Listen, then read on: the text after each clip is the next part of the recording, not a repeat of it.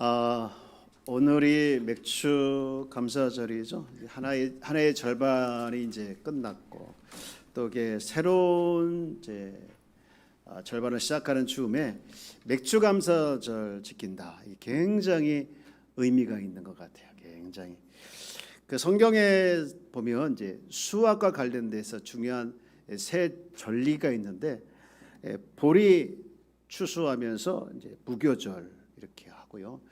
또 밀 추수하면서 칠칠절, 또 이제 각종 여름 과일을 추수하면서 감사하는 절기가 이제 수장절, 다른 말로 이제 추수감사절, 이렇게 세 가지를 성경에서 중요한 절기로 지키고 있는데, 추수와 관련돼서 한국 교회는 이제 보리와 밀을 추수한 것을 같이 묶어서 맥주감사절, 그리고 마지막에 이제 추수한 것을 추수감사절로 이렇게 지키고 있는데요. 그래서 맥주감사절은 이제 전반기의 수확, 곧 이제 금년에 처음 익은 그 곡식들을 거두어서 감사하는 절기이고요.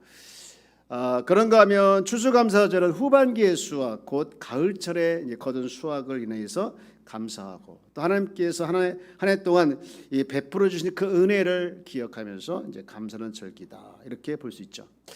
그래서 맥주절은 이제 지금까지 지켜주신 은혜에 감사하고, 또 앞으로 지켜주실 것을 기대하고 주실 것을 기대하고 감사하는 절기가 바로 오늘이다, 이렇게 볼 수 있죠. 그래서 굉장히 중요한 의미인데요.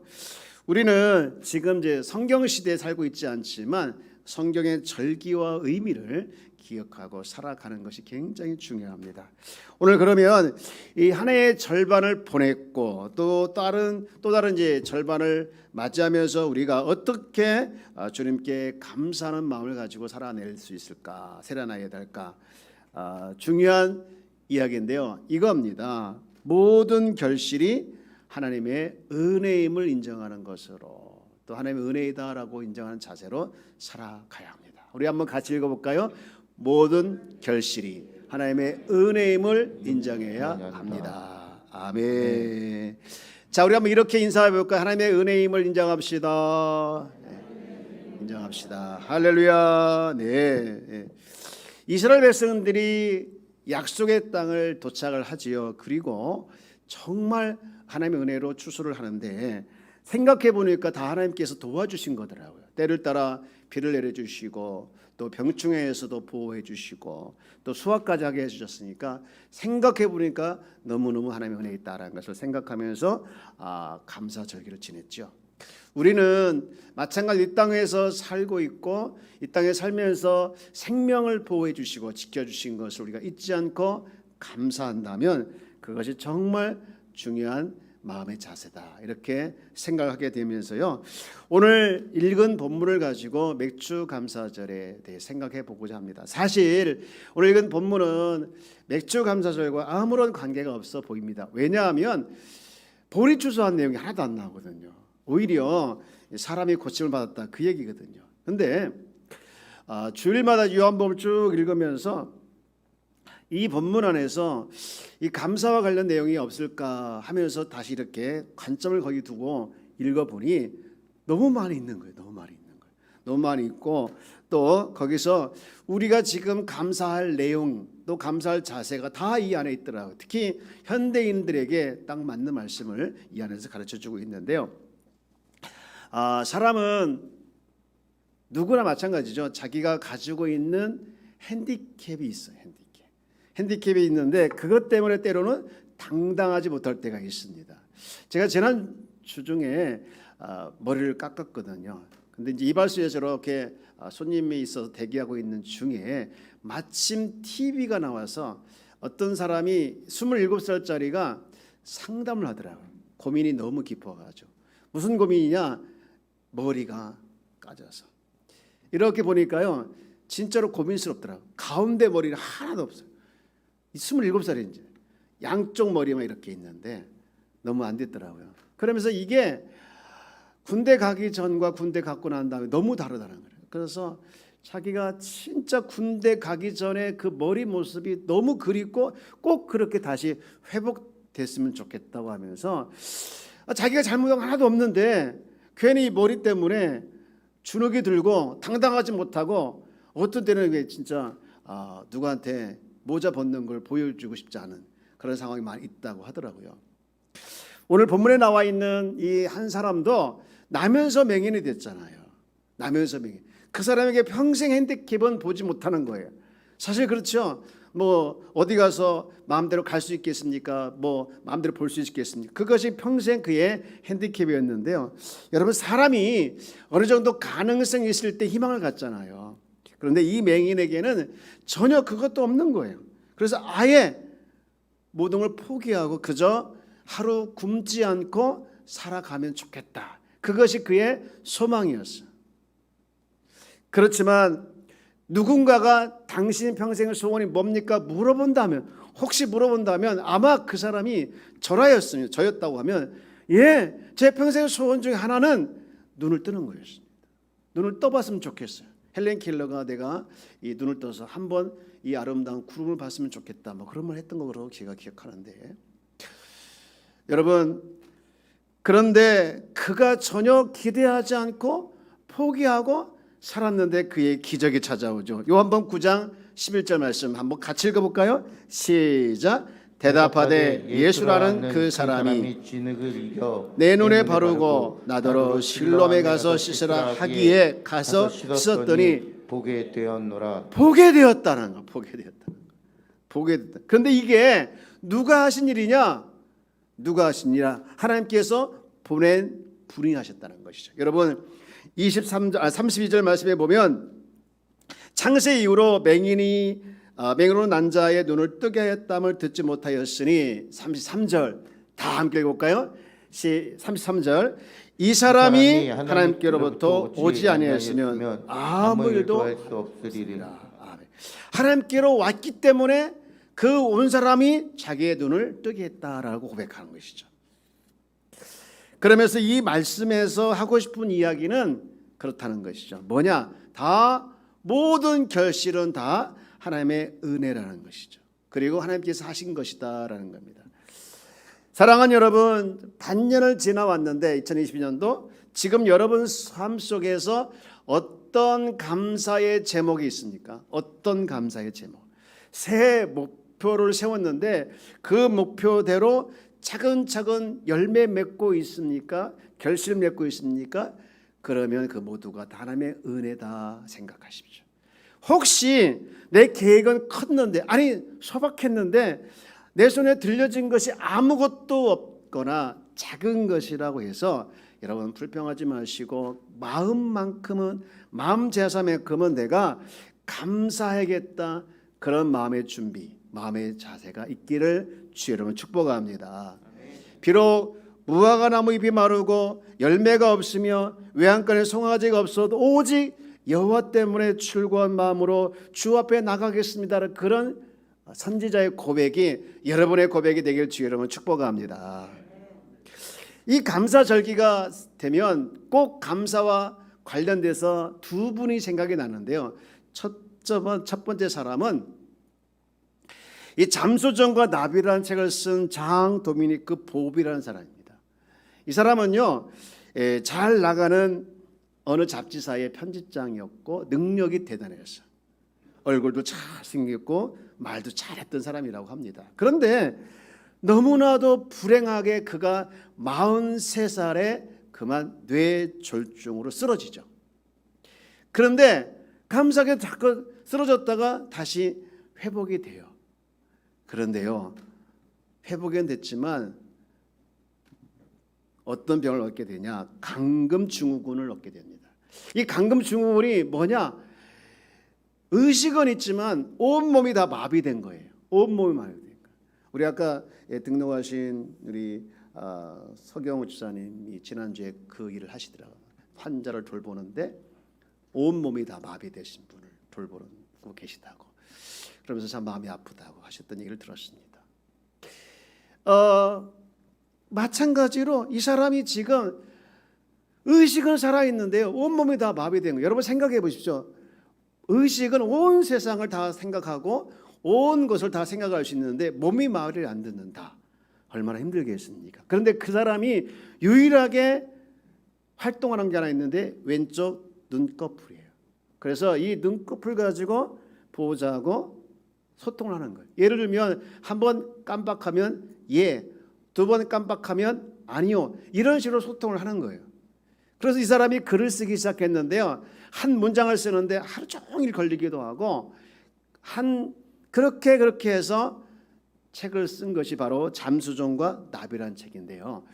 그 책 내용을 보면 이제 이 사람이 쓴 책을 가지고 영화도 만들어졌죠. 근데 이 내용을 보면 그런 말이 있어요. 입속에 흘러나오는 침을 삼킬 수 있다면 세상에서 가장 행복한 사람일 것이다. 여러분, 침 한번 삼켜보세요. 안 되는 사람 있습니까? 다 될 거예요.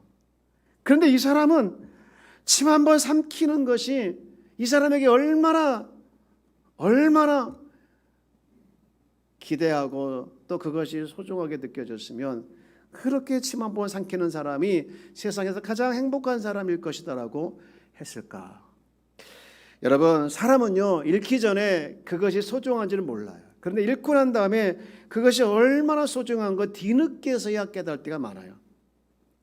그리고 또 한 사람은요, 생각나는 사람이 모든 비즈니스는 브랜딩이다라는 책에 나오는 변호사인데요. 이 변호사는요, 평생 사형수들을 무료로 변호해 주었다고 합니다. 그래서 놀랍게도 이분이 변호해서 사형수가 무기형으로 감형되거나 혹은 그 이하로 감형된 사람이 무려 78명이나 된다고. 대단하지요? 사형수가 감형되기는 쉽지 않다고 그래요. 그런데 이분이 하는 이야기가 여기 78명 중에 어느 누구한테도 들어보지 못한 말 한마디가 있다는 거예요. 무슨 말일 것 같아요? 땡큐. 맞춰줘서 땡큐. 고맙단 말을 한 번도 들어보지 못했다. 생각해 보십시오. 사형수는 곧 사형받을 사람인데 그 사람을 감형시켜서 무기형이나 더 이렇게 낮은 것으로 형량을 감형시켜줬다고 하면 그 사람은 살은 거 아니에요. 그런데 최소한 감사할 수 있잖아요, 한마디는. 근데 이분이 자기가 감사하다는 말을 듣지 못해서 섭섭하다 이야기를 하고 싶은 것이 아니라 그 다음 이야기 이겁니다. 이 사람들이 자신이 도움받던 사실에 대해서 고맙다고 느끼지 못하는 것은 그런 마음이 들어도 고맙다고 하는 것에 대해서 익숙하지 못했기 때문이라는 거예요. 그들이 이토록 극악무도한 살인자가 된 것은 그들이 공감받지도 못하고 남들과 소통하지 못하는 그런 불우한 환경 때문에 이렇게 되지 않았을까라고 기록했어요. 참 가슴 아픈 이야기인데요. 그러면서 오늘날 우리 삶 속에서 고맙다란 말이 익숙하지 못하는 말과 관련되어서 성경은 이렇게 이야기하고 있어요. 디모데후서 3장 1절 2절 말씀 볼까요? 너는 이것을 날라 말세에 고통하는 때가 이르러, 말세에 고통한 때가 이르러 하는 말이 2절. 우리 이 부분을 한번 같이 읽어볼까요? 시작. 사람들이 자기를 사랑하며 돈을 사랑하며 자랑하며 교만하며 비방하며 부모를 거역하며 감사하지 아니하며 거룩하지 아니하며.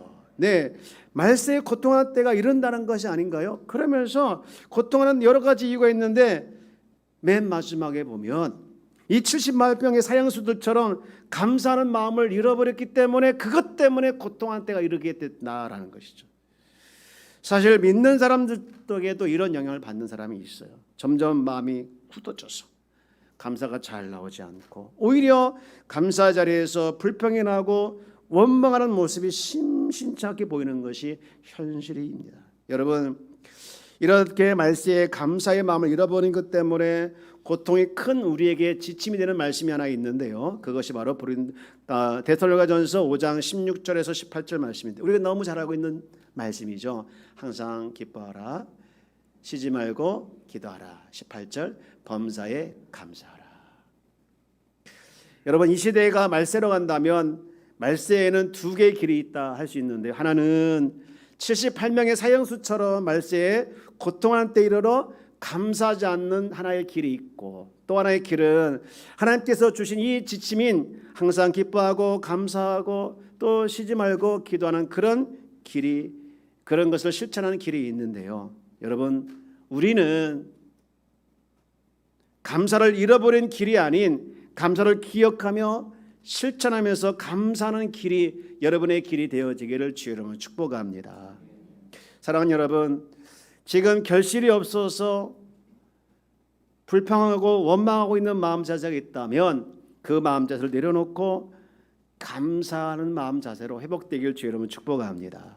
또 결실이 있다고 하면 그 모든 것이 다 하나님께서 개입하셔서 된 일이라고 기억하면서 하나님 더 감사합니다라고 감사하며 하나님의 은혜를 잊지 않는 그런 성도가 되기를 축복합니다.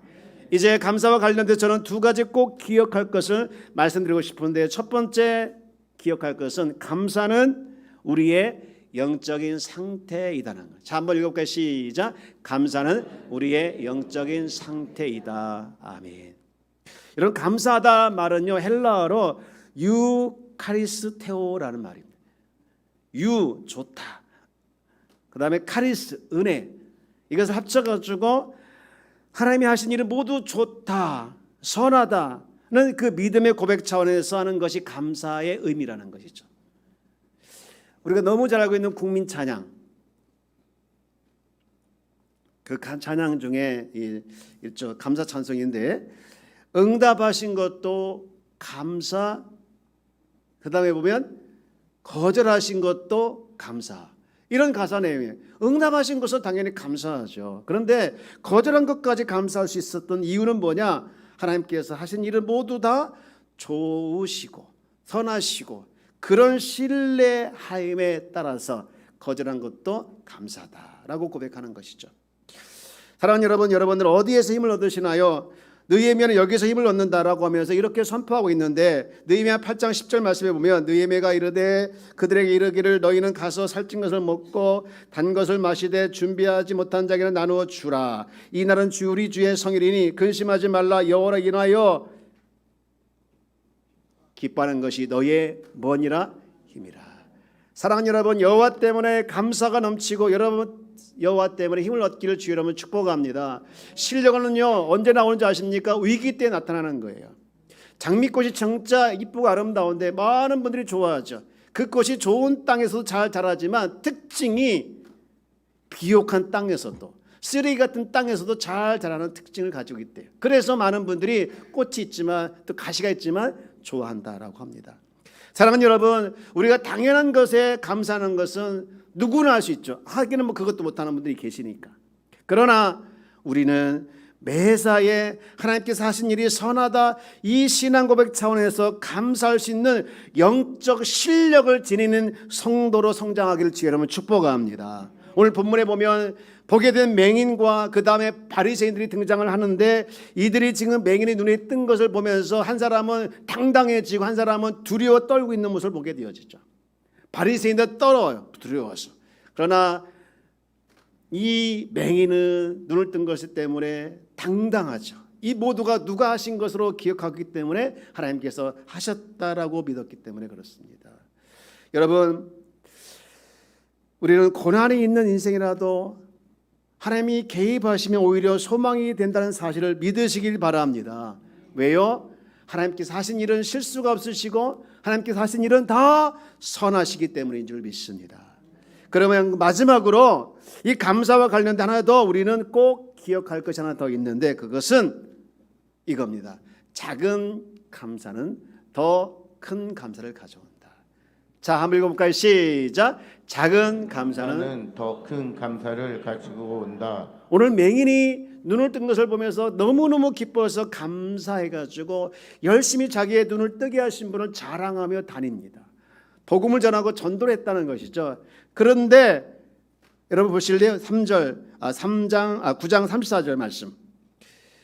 그들이 대답하여 이르되 내가 온전히 제 가운데 나서 우리를 가르치느냐? 막 전도하고 가르치고 막 설명하고 자랑하니까 그것이 가르치는 것으로 이해됐다는 것이죠. 그래서 쫓아내버리죠. 그런데요, 이 쫓아낸 맹인에게, 쫓김을 당한 맹인에게 누가 찾아오시는지 아십니까? 35절 말씀 볼까요? 35절에 예수께서 그들이 그 사람을 쫓아냈다는 말을 들으셨더니 그를 만나서 이르시되 내가 인자를 믿느냐. 쫓아냄을 당한 사람 이 맹인이 다시 예수님 찾아와서 그에게 구원에 관련된 질문을 합니다. 내가 인자를 믿느냐? 인자를 믿느냐? 눈에 뜬 것에 대해서 너무 감사해서 그것을 자랑하며 증거하고 복음을 전하고 있었던 그에게 쫓겨남을 당했죠. 작은 것에 감사했어요. 그런데 그에게 더 큰 감사거리가 생겼는데 예수님 다시 찾아와서 그에게 영혼의 구원, 복음이신 그리스도께 찾아와서 구원을 그에게 허락하신 거예요. 여러분 38절 말씀 볼까요? 이르되 주여 내가 믿나이다. 여러분 무엇 때문에 여러분 불평하십니까? 무엇 때문에 여러분 힘들어하십니까? 그러나 그 속에서 감사거리를 찾으셔서 한번 감사를 회복해 보시기 바랍니다. 그러면 그 감사가 더 큰 감사의 길로 인도해 줄 믿습니다. 오늘 사랑하는 이 맹인이 자기의 눈을 뜬 것 큰 거였지만 비록 더 큰 것을 기대하지 않았지만 여기서 자기는 죽어도 좋겠다고 생각했지만 그것을 감사했더니 하나님께서 그에게 더 큰 은혜를 주셔서 육신의 질병 치료뿐만 아니라 영혼의 질병까지 치료해 주셔서 영혼 구원까지 그에게 허락하신 거죠. 우리는 감사를 잃어버리면 안 됩니다. 감사가 더 큰 감사가 될 줄 믿으시기 바랍니다. 사랑하는 여러분, 이제 말씀 마치고자 합니다. 1년의 절반을 보내면서 우리는 아무 열매나 결실이 없다고 불평하며 원망하며 살다가 끝내시겠습니까? 아니면 절반의 시작을 다시 시작하면서 1년의 절반을 다시 시작하면서 모든 것이 하나님의 은혜라 생각하고 다시 감사의 자리로 걸어가시겠습니까? 선택은 우리의 몫입니다. 그러나 분명한 것은 작은 것에 감사할 때 더 큰 감사가 우리 삶 속에서 할 수 있다는 사실입니다. 이 한 주간 우리는 감사로 살아가기를 주 여러분 축복합니다. 저를 한번 따라서 해볼까요? 성도는 감사하는 사람이다. 하나님께서 하신 것에 대해서, 하나님께서 우리에게 은혜를 베풀어 주신 것에 대해서 감사합니다라고 선포하고 선언하고 살아가는 것이 성도인 줄 믿습니다.